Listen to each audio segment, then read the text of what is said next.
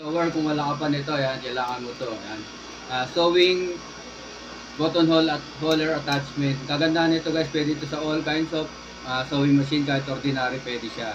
At saka napakadali lang niyang i-install, then i-timing.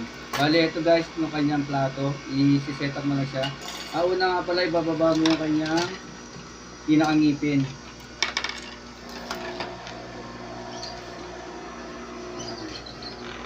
Pag nababa mo yung ngipin guys, pwede mo na itong ilagay yung kanyang plate. Sasalpak mo lang ito guys, yung kanyang plate. Kailangan guys, sentro lang siya guys sa karayom guys. Sentro sa karayom. Then pwede mo na siyang ilak na ganyan. Then ito naman kanyang button holder attachment. Ikakabit mo lang dito sa kanyang yan, sa pinakakabitan guys ng foot. Yan, kakabit mo lang siya. Yan, ganyan lang siya kasimple guys. Pagkabit mo guys. Yan. Then, ito yung kanyang, lalagyan mo lang ng tela para hindi magasgasan yung pinaka-plato. Yan. Then, ito naman yung kanyang tornilyo para rito sa kanyang yan, needle. Support dito guys para rito para tumakbo yung kanyang tela. Yan, lalak mo lang to guys.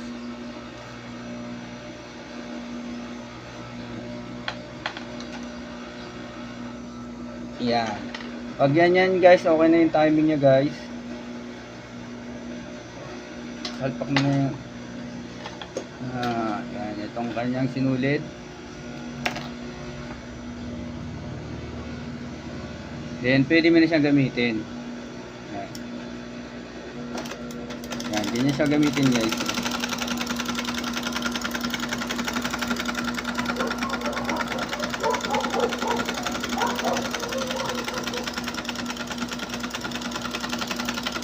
Yan, ganyan lang kasimple guys. I-attach ang ating button holder attachment. Kaya tingnan nyo naman guys yung kanyang tayo guys. Oh.